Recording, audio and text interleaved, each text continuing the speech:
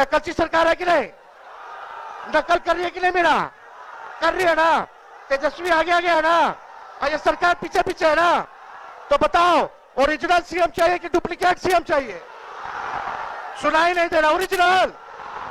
तो बिहार को लेकर अभी तक आपकी पार्टी से साफ क्यों नहीं किया जा रहा कि तेजस्वी यादव सीएम बनेंगे बिहार में? बहुत बहुत अच्छे तरीके से एक पार्टनरशिप बनी है।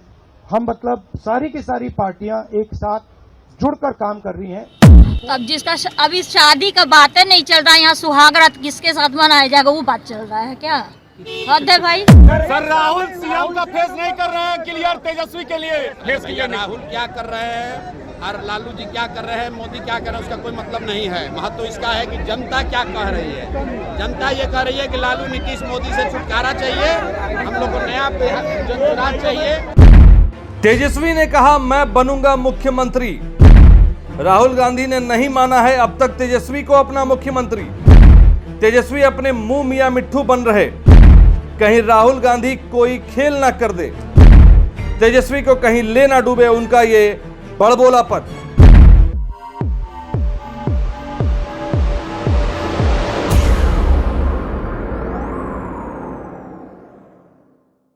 बिहार विधानसभा चुनाव 2025 में होने वाले हैं और उससे पहले दोनों ही गठबंधन, चाहे आप एनडीए गठबंधन को ले लीजिए या महागठबंधन की बात कर लें, दोनों ही कार्यकर्ताओं के मन में एक सवाल गूंज रहा है कि आखिर सीएम का चेहरा कौन होगा। नमस्कार, आप देख रहे हैं बीएमडब्ल्यू न्यूज बिहार और आज के इस खास स्पॉटलाइट में हम बात करेंगे महागठबंधन को लेकर और एनडीए गठबंधन को लेकर कि आखिर सीएम का चेहरा कौन होगा, क्योंकि अभी हाल फिलहाल कुछ दिनों पहले ही तेजस्वी यादव ने जो बयान दिया है उससे महागठबंधन में भूचाल सा गया है। तो चलिए शुरू करते हैं आज का ये स्पॉटलाइट, जहां हम बिहार की सियासत की हर धड़कन को आपके सामने लाते हैं, वो भी थोड़े तड़के और चटपटे अंदाज में। आज की तारीख है 8 सितंबर 2025 और बिहार की सियासी जमीन पर भूचाल आया हुआ है। अक्टूबर नवंबर में होने वाले विधानसभा चुनाव 2025 की उल्टी गिनती शुरू हो चुकी है और आरा की रैली में तेजस्वी यादव ने एक ऐसा दांव चला जिसने महागठबंधन के खेमे में खलबली मचा दी। जी हां, तेजस्वी यादव ने खुद को महागठबंधन का सीएम फेस घोषित कर दिया। लेकिन सवाल यह है कि क्या यह दांव बिहार की सियासत में गेम चेंजर बनेगा या फिर तेजस्वी का यह जोश एक बार फिर होश में बदल जाएगा। चलिए सियासी ड्रामे को डिकोड करते हैं थोड़े तंज और तथ्यों के साथ। तो पहली बात करते हैं कि तेजस्वी का यह मास्टर स्ट्रोक है या जल्दबाजी। तो देखिए, 30 अगस्त को आरा में वोटर अधिकार यात्रा के मंच से तेजस्वी यादव ने जो बम फोड़ा उसने न सिर्फ नीतीश कुमार को निशाने पर लिया बल्कि महागठबंधन के सहयोगियों को भी सोच में डाल दिया। तेजस्वी ने नीतीश को नकलची करार देते हुए कहा कि बिहार को असली मुख्यमंत्री चाहिए, नकली नहीं। भीड़ को ललकारते हुए उन्होंने पूछा कि क्या आप नकलची सरकार चाहते हैं, और फिर खुद को सीएम फेस घोषित कर डाला। लेकिन भाई ये तो वही बात हुई कि अभी नाव डूबी नहीं और तैराक ने छलांग मार दी। ये नकलची सरकार है कि नहीं? नकल कर रही है कि नहीं? मेरा कर रही है ना? तेजस्वी आगे आगे है ना? और ये सरकार पीछे पीछे है ना? तो बताओ, ओरिजिनल सीएम चाहिए कि डुप्लीकेट सीएम चाहिए? सुनाई नहीं दे रहा। ओरिजिनल। फिर से बोलो, फिर से बोलो, फिर से बोलो। तब ज्यादा कुछ नहीं कहेंगे। तेजस्वी की इस घोषणा पर उनकी बहन रोहिणी आचार्य ने भी मजेदार तंज कसा। जब उनसे पूछा गया कि राहुल गांधी तेजस्वी को सीएम फेस क्यों नहीं घोषित कर रहे, तो उन्होंने कहा अभी शादी की बात नहीं हो रही और आप सुहागरात की चर्चा कर रहे हैं। हद है भाई। रोहिणी जी, आपका तंज तो सटीक है, लेकिन सियासत में ये शादी कब और किसके साथ होगी ये तो वोटर ही तय करेंगे। अभी क्या चल रहा है? अभी क्या चल रहा है? अभी वोटर लोग का अधिकार की लड़ाई चल रही है। तब जिसका अभी शादी का बातें नहीं चल रहा है, यहाँ सुहागरात किसके साथ मनाया जाएगा वो बात चल रहा है क्या? हद है भाई। जो ज्यादा जरूरी है वो बात ना होगा। अब बात करते हैं तेजस्वी के इस बयान के बाद, जब एक राहुल गांधी की बात आती है और एक जब प्रेस कॉन्फ्रेंस के दौरान राहुल गांधी से सवाल किया गया तो उस पर भी आज चर्चा करेंगे और समझिए राहुल गांधी की चुप्पी को कि उनकी यह रणनीति है या मजबूरी। तो अब बात करते हैं कांग्रेस की। राहुल गांधी की वोटर अधिकार यात्रा ने 14 दिन 24 जिलों और 50 विधानसभा क्षेत्रों में 1300 किलोमीटर की दूरी तय कर ली। इस यात्रा में अखिलेश यादव, प्रियंका गांधी, एमके स्टालिन जैसे दिग्गज शामिल हुए और विपक्ष ने बीजेपी पर वोट चोरी का आरोप लगाकर सियासी हलचल मचाई। लेकिन जब बात तेजस्वी को सीएम फेस बनाने की आई तो राहुल गांधी ने ऐसी चुप्पी साधी मानो कोई साधु समाधि में चला गया हो। प्रेस कॉन्फ्रेंस में राहुल गांधी ने कहा, हमारे महागठबंधन में सब कुछ आपसी सम्मान से चल रहा है, हम मिलकर लड़ेंगे।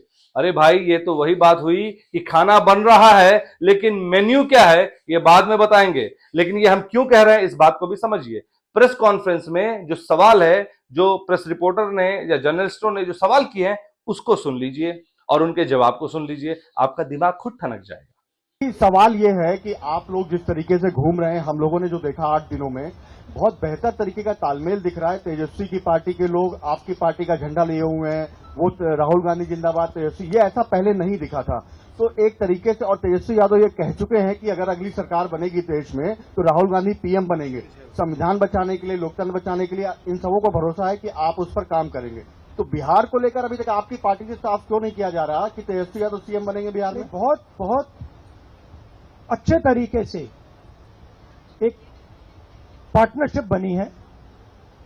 हम मतलब सारी की सारी पार्टियां एक साथ जुड़कर काम कर रही हैं, कोई टेंशन नहीं है और म्यूचुअल रिस्पेक्ट है और एक दूसरे की मदद हो रही है, तो मजा भी आ रहा है।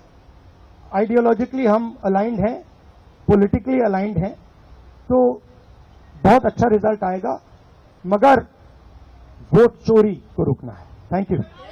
कांग्रेस की इस चुप्पी के पीछे बिहार का जटिल जातीय समीकरण है, इसको समझने की जरूरत है।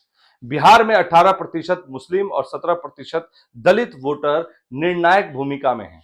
तेजस्वी यादव मुस्लिम एमवाई समीकरण तो पक्का है, लेकिन सवर्ण और गैर यादव ओबीसी और दलित वोटरों को लुभाने के लिए कांग्रेस अपनी अलग रणनीति बना रही है। 2025 में कांग्रेस ने 70 सीटों पर लड़कर सिर्फ 19 जीती थी। इस बार वो भी 70 सीटें चाहती है, लेकिन लालू यादव के जंगलराज की छवि से डर है कि सवर्ण और गैर यादव ओबीसी वोटर एनडीए की तरफ खिसक सकते हैं और यही वजह है कि कांग्रेस तेजस्वी को सीएम फेस बनाने में हिचक रही है। जातीय समीकरण को भी समझिए कि बिहार में जातीय समीकरण को लेकर क्या सियासी रणनीति है। तो देखिए, बिहार की सियासत का असली खेल बिहार की राजनीति में जाति का समीकरण ही है। जैसे बिना मसाले की सब्जी स्वाद नहीं आएगा, उसी तरह 2023 की जाति जनगणना के मुताबिक बिहार में 36% अत्यंत पिछड़ा वर्ग, 19% यादव, 18% मुस्लिम, 17% दलित और बाकी सवर्ण वोटर हैं। अब बात करते हैं एनडीए की। तो देखिए, एनडीए का दांव नीतीश कुमार की ईबीसी और बीजेपी की सवर्ण पकड़ पर है। चिराग पासवान की एलजेपी दलित वोटरों को साधने की कोशिश में है, जिनका 6.47% वोट शेयर 2025 के लोकसभा चुनाव में गेम चेंजर रहा। वहीं महागठबंधन का एमवाई यानी कि मुस्लिम यादव समीकरण तेजस्वी के नेतृत्व में मजबूत है, लेकिन गैर यादव ओबीसी और दलित वोटरों को लुभाने के लिए राहुल और प्रियंका की जोड़ी मैदान में है। प्रियंका ने मिथिलांचल में माता सीता के मंदिर में माथा टेक कर महिला वोटरों से सीधा संवाद कर सियासी माहौल बनाने की कोशिश भी की। अखिलेश यादव की एंट्री से पीडीए यानी कि पिछड़ा दलित अल्पसंख्यक समीकरण को मजबूती देने की कोशिश की जा रही है। लेकिन सवाल यह है कि क्या ये पीडीए वाला फॉर्मूला नीतीश के ईवीसी जादू को तोड़ पाएगा? अब बात करते हैं नीतीश कुमार की। तो सियासत के पुराने जादूगर नीतीश कुमार को माना जाता है। नीतीश कुमार एनडीए के साथ मजबूती से खड़े दिख रहे हैं। 2020 में एनडीए में 137 सीटें जीती थी और इस बार भी नीतीश को सीएम फेस घोषित किया गया है।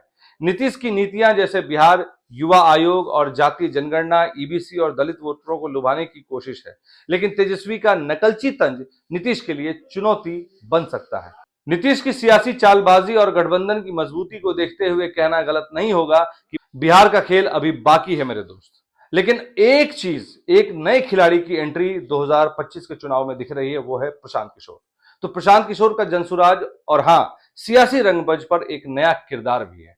प्रशांत किशोर की जनसुराज पार्टी पीके ने दावा किया है कि अगर 40% हिंदू और 20% मुसलमान वोटर उनके साथ आए तो वो नीतीश और योगी को हरा सकते हैं।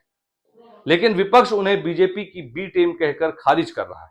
पीके की पार्टी 243 सीटों पर लड़ेगी, जिसमें 40 महिलाएं होंगी। 40 सीटें महिलाओं को वो देंगे। लेकिन क्या पीके का यह दाव बिहार की सियासत में उलटफेर करेगा या सिर्फ शोर बनकर रह जाएगा? तो अब बात करते हैं इस पूरी सियासत के रंग का। तो देखिए, सियासत का असली रंग तो दोस्तों बिहार की सियासत में ये 2025 का चुनाव एक बार फिर जातीय समीकरण, गठबंधन की जोड़तोड़ और नेताओं की चालबाजी का मंच बनने जा रहा है। तेजस्वी का सीएम फेस वाला दाव, राहुल की चुप्पी, नीतीश का अनुभव और पीके का नया प्रयोग, ये सब मिलकर बिहार को सियासी रणभूमि बना रहे हैं। लेकिन असली सवाल यह है कि क्या बिहार की जनता असली मुख्यमंत्री चुनेगी या फिर नकलची को मौका देगी? जवाब तो नवंबर 2025 में आएगा, लेकिन तब तक बीएमडब्ल्यू न्यूज बिहार आपके लिए हर सियासी खबर को तड़के के साथ परोसने में पीछे नहीं रहेगा। तो अगर आपको ये खबर अच्छी लगी हो, स्पॉटलाइट अच्छा लगा हो, तो इसे ज्यादा से ज्यादा शेयर करें, लाइक करें और चैनल को सब्सक्राइब करना ना भूलें, क्योंकि बिहार की सियासत में अभी बहुत कुछ मसालेदार होना बाकी है। बहुत बहुत धन्यवाद। सूर्या हॉस्टल एक बार अपने बच्चे को जरूर भेजें। सीमांचल का सर्वश्रेष्ठ हॉस्टल, 4ठी कक्षा से 10वीं तक कोचिंग एवं ट्यूशन निःशुल्क, बेहतरीन और हर सुविधा से लबरेज। हमारा पता है दलन कटिहार। संपर्क करें 7903464641 पर। हमारा वीडियो अगर आपको अच्छा लगा हो तो आप हमारे वीडियो को लाइक करें, शेयर करें और हमारे चैनल को सब्सक्राइब जरूर करें।